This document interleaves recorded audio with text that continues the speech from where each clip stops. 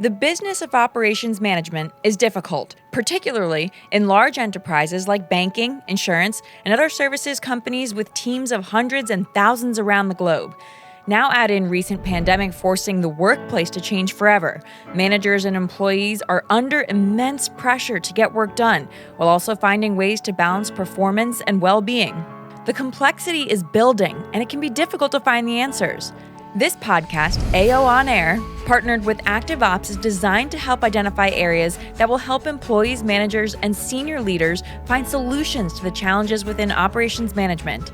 The future of work will take all departments, such as HR, IT, and Ops, aligned along with a steady dose of innovation to succeed.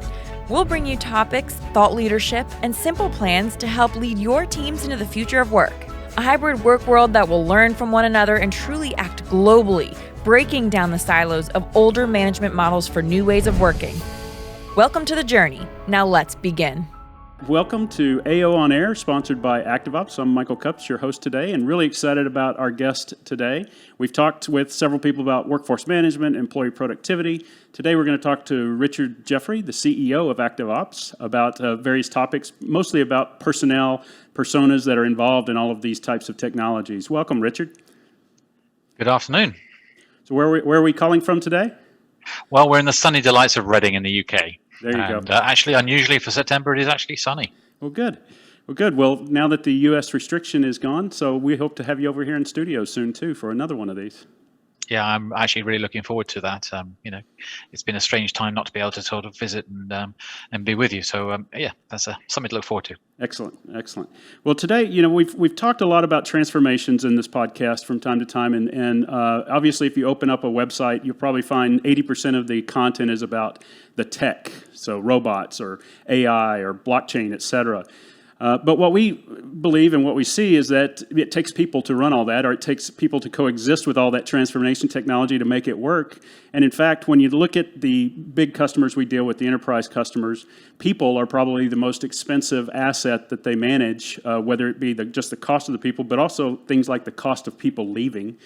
Things like that are just extraordinary cost structures especially banks when you're talking about thousands of people around the globe. So what I wanted to do today is just talk a bit about those people, and we'll call them personas. And what I'd like to do is talk about the three that kind of keep things going in an operation, where you start at the top with a senior leader that's maybe making decisions about tactics and strategy, then the managers kind of carrying out those tactics and strategy while still managing employees, and then a bit about employees. Does that work for you today, Richard? That's good. Just to sort of comment on the context there, people are the most variable element of the picture. They're the most capable, creative. All the technology will play to scripts we write, but ultimately we had to stitch those together. So that absolutely is on the money for me, Michael. I mean, for all the technological advances and the augmentation that technology can provide, it's actually the genius of the collaboration that makes a difference between some really great outcomes and some less great outcomes. Yeah, exactly. And in this kind of pandemic year, it's forced some of that to accelerate and forced some of it to find really where those sore spots are, if you will. So let's start with the senior leaders, perhaps. They have an unusual task of understanding, what's ahead, but also dealing in today's production capabilities and needing to make sure that all works. Let's start with, we know what was the challenges behind us. Looking forward in this new kind of way of working, what would you say is the top 2 or 3 challenges for a senior leader in a bank or an insurance company? Well, you start with the sort of generic phrases like the world's not getting any simpler, so you have a complexity issue, and then you also have a pace issue. Things seem to be happening faster, and you add those two things together, and as a senior leader, it's creating a very challenging environment. Because if you think, and to use a sort of parallel of what you're driving at night, the faster you go, what's the response to that? You have to look further ahead.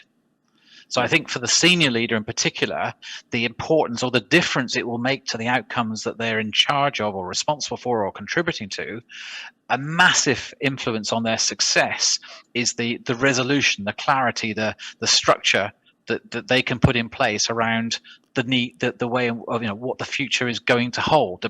It's not predictability. It's a standing joke within ActiveOps, not a very good one. But there's two types of forecast: lucky and wrong. But it's the point is that the more organizations are better equipped to know with a level of confidence the scenarios they operate under, the more able you are to move your chess pieces, to move your resources and exploit the assets to get good outcomes. So I think, Michael, the headline is that those two things. It's the pace of change and the response to that, which is to looking further ahead with greater confidence, and it's the resolution. It's the ability to know what's going on, or indeed to have the data to support the understanding of the complexity, which is so challenging. Right. Well, that's exactly, and that's spot on. So with those two challenges, particularly, do you see opportunities for senior leaders to actually take a competitive advantage ahead of their competitors, or even just to better their own enterprise? Well, absolutely. I mean, and that is at the cutting edge. And there's an awful lot of work and research and data analytics and AI, which is looking to furnish the senior leader with greater and greater insights. And that is the battleground. That is the space in which, if our organization is better able to make tactical and operational decisions because we had better situational awareness, we will succeed. We will offer better customer service. We'll offer a better lower cost. We'll have better motivated and more successful employees. It really is the matter of the moment, because if you think about it, we can all buy, let's call it, technology platforms. We can all buy robotic process automation software. We can all buy ERP systems. It's the ability to synthesize those to effect. It's how we exploit them is the differentiator. So I think that's a massive opportunity. And of course, here at ActiveOps, when we've been really looking at that kind of support system, that when we talk about management process automation and augmentation, what are we talking about? We're furnishing better data to better clarity of better intent, so that you and I, as operational leaders, then get better outcomes. Yeah. And is there any particular part of that opportunity that you think certain type of data will help senior leaders? Maybe that's data that's different than the managers or the employees, but is there a specific set of data that really enlightens that path ahead? Well, you've got the fundamental tests of being in control, which is actual against some kind of reference point. What were you intending? Actual against standard, if you like. Actual against plan, and actual against time. And I think that's a sort of simple framework. Which then, if you extend that into some of the challenges, people need better precision of where should I be. Think of your Google Maps and the difference that's made to our level of stress as our journey progresses. It doesn't eliminate traffic jams, but it gives me context to know that when I'm going to be somewhere, notwithstanding the fact I may be on or off track. So I think there's a massive opportunity to organizations to transform their situational awareness, to use that phrase again, so that they feel more able to explain to external stakeholders, for example, where they're at. If you look at many of the, just to use an example, you look at many of the outsource contracts, which are very black box. If there's failures, we'll tell you, but you need to give me input costs. But in the meantime, don't look inside. You have as a client, often you'll have very little visibility inside.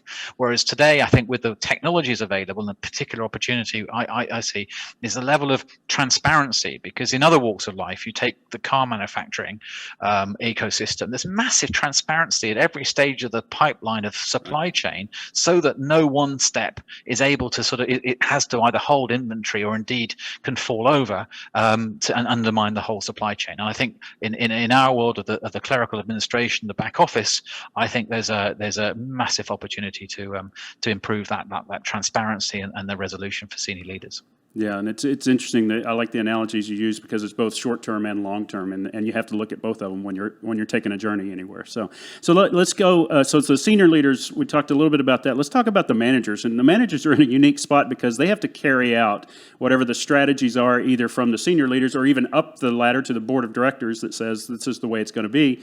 But they also have that direct interface with all the employees, and it's not just a few employees; it's a lot of employees that have gone through a crazy year. So those managers are kind of right in the fire, if you will. Well, exactly, they are. I mean, we talk about that critical interface point. They're points where they have to explain, they have to interpret, they have to make action behind the strategy, and they had to deal on the one hand, and by the way, they have to deal with the operational realities as they unfold. And again, to paraphrase a well-worn phrase, no plan survives first contact with the enemy.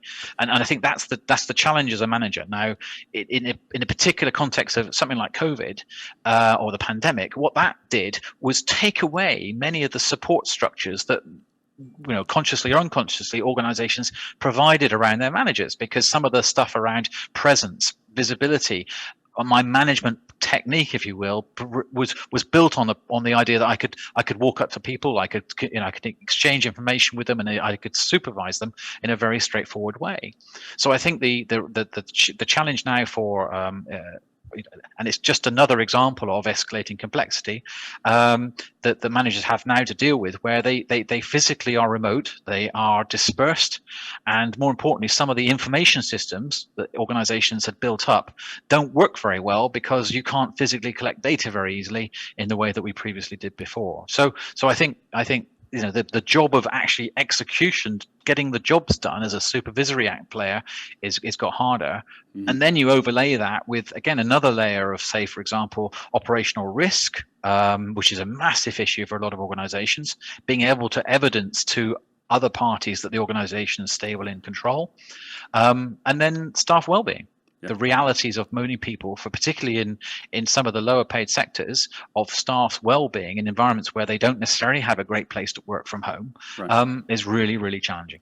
Yeah, that's interesting. And so, some of the typical metrics that may have been used even prior to the pandemic are still in place. So you still have to manage your business according to your performance and your productivity objectives.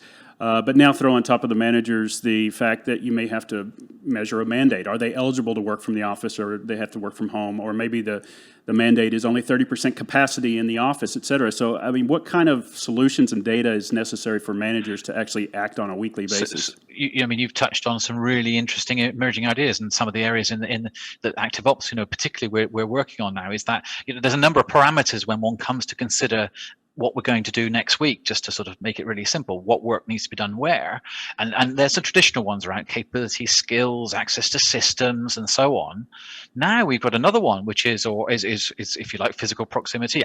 Do they have access from the area with the right bandwidth to do it? And by the way, if it does require presence in a certain place to collaborate, do they have the right status in terms of vaccination? Has it expired? Is there a whole load of there's a whole new layer of if you like, operational validation criteria, which is as a manager, whether you manifest that in central workforce planning or whether it's a devolved activity, the team leader is accountable for making sure people have got the right paperwork. Well, there's a whole sort of opening up chasm of risk mitigation and overhead costs which organizations could be walking into. And so yes, I think that there's a really interesting dimension, and of course a great opportunity where frankly systems can not only eliminate the load, they make it an opportunity as well, because with the right technology in place, of course, some things like that, they are a potential competitive advantage if you do them better than between the next guy. Yeah, well, especially as we lead into the next persona we want to talk about is the employees. Employees are facing an interesting opportunity because they learned that they could work from home in many cases that they didn't do before. So now they're either happier at home or they're happy in the office because everybody has their preference. But it also makes them more portable, meaning an employee could, with the right home office setup, work for any company. And so it's interesting. Where do you think the employee fits in that with the data that we're talking about to help them feel in control and empowered to just want to perform?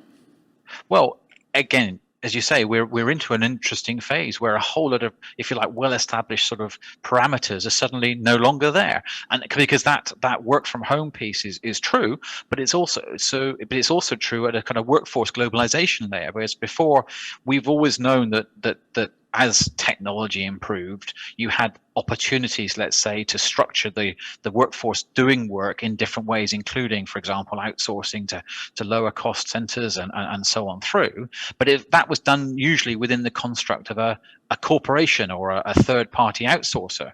Whereas now we've got a situation where employees potentially can offer their service and literally contract with us from anywhere. So you as an employer or as a manager might have the ability to tap recruits from a completely different jurisdiction or indeed time zone if people make themselves available. So there's a whole new angle to globalization and delivery models for organizations to think through there. But focusing a little on the employee, of course, it is different for some people. By nature, they'll be more inclined to be happy to be at home. For others, the whole stimulation of the workplace is a massive part of making their life worthwhile and fulfilling. And to take that away, to have that taken away in the way that it has in recent months, has been very difficult for a lot of people, which quite correctly is now being, I think, much more actively thought about in the context of well-being. But I was also struck the other day at another sort of at a meeting I was at, where organizations were also saying, well, we absolutely see the opportunity and the benefits of a kind of work from home, work from anywhere policy. And alongside but we need to look after our staff and make sure that we provide the right environment. But there's a kind of work from for the capability to produce output. In other words, we also need the quid pro quo, if you will, in terms of managing output or production. I don't mind how much time maybe you put in or the time you spend, but I need to know that the actual value if you're giving me is proportionate. And the interesting piece was, in a lot of walks of life, a lot of work, there wasn't the level of visibility over the outcome to give that information. Yeah. So it's that balancing act between the well-being and creating the visibility over it, and the balancing up of the outcome as well. And I think there's a huge opportunity on both sides of that equation, because ultimately you need to marry the two. Yeah. And before we wrap up with the employee aspect of it, there's one thing you've said to me when I first met you is that people like to feel in control. Whatever the task is ahead of them, they just like to feel in control. And so for the employees, what sort of data or tools do you think are necessary for the employee to feel that sense of control? Oh, Michael, I'm absolutely spot on. I mean, the biggest reason we set up ActiveOps was, for me, a burning irritation with how many individuals at work were effectively felt victims in a hostile environment. And the biggest cause of stress is not pressure, it's uncertainty for most people.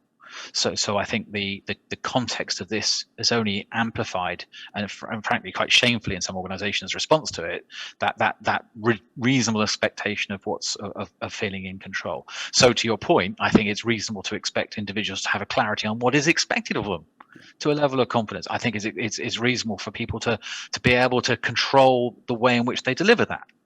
I think a reasonable visibility over the ways in which I can get other value as an employee from being part of the organization you're part of. I think that's absolutely essential. So some of that information, so I have a feedback loop, not just of the work I'm doing, but the value and the contribution I'm getting from being part of the organization. Yeah. And I think that's a huge part of the challenge ahead. And certainly, again, speaking for ActiveOps, a lot of the research and the development we're doing is about creating that rewarding, in every sense of the word, working environment for someone to flourish in. Yeah, excellent. So my last question on this session is really about the way that it's changing. So operations used to work in silos, basically. They had line of business directors that were maybe making decisions for their individual business unit, which was fine and necessary. But now with this kind of broader scope of this overall cultural transformation, it's bringing in people like IT and HR, people resources, to collaborate, and they're starting to kind of look enterprise versus just line of business. Any insight or thoughts about that kind of cross collaboration that's entering ththese decisions? Well, I think firstly there is that trend, and I think at the heart of that is good data. So one of the things is making it possible is if you like, there's a sort of truism around management around around 150 people level, or 150 traditionally. That's where you start to lose the ability to really get control over that. That is a sort of a rule of thumb. I think what data and systems are doing is breaking that. So what we have now is the ability, particularly if you have we talk parochially, Michael, about operations which might have historically been quite diverse business processes supported by teams of people, each of whom were experts in their field.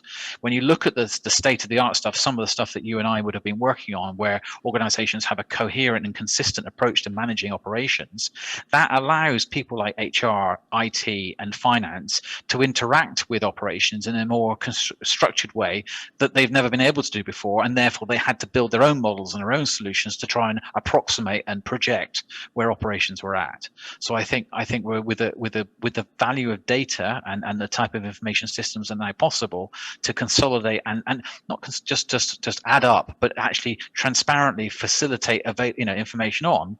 I think that's a game changer for some organizations and their ability to leverage their expensive assets in IT and other areas. Excellent.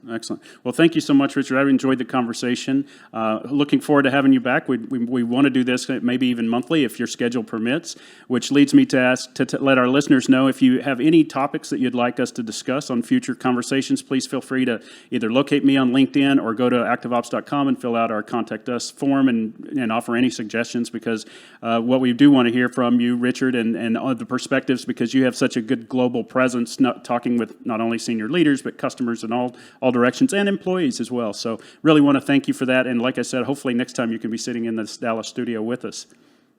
Be a pleasure. Look forward to it.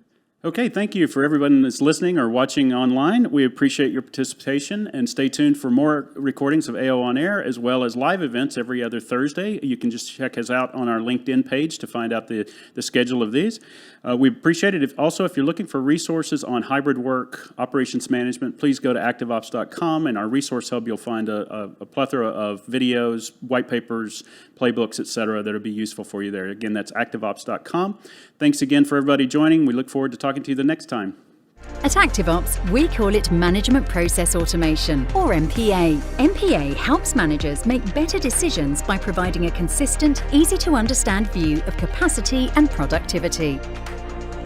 MPA does the hard work of consolidating information, forecasting and planning, and even gives you visibility of skills and capabilities across your enterprise. Your managers can make decisions based on a complete picture of their operations and then get back to leading. As work progresses, MPA helps managers spot problems early and deal with them proactively, celebrate successes properly, and match resource to workload in real time. By making managers more effective, MPA reduces operational costs. Best of all, the right MPA tools make it possible to deliver all these benefits across global enterprises with thousands of employees. Solutions like Workware Plus from ActiveOps. Workware Plus builds on our 20 years of experience supporting service operations to give you a 360-degree view of your operations, helping you turn operations management from a guessing game into a game-changing source of efficiency and value. Employees are empowered to manage their days and weeks feeling accomplished, confident, and able to balance work and personal life. Wherever your organization or customers live and work, ActiveOps is ready to help you deliver world-class service and employee engagement to help your company thrive. ActiveOps. See further, know more, move faster.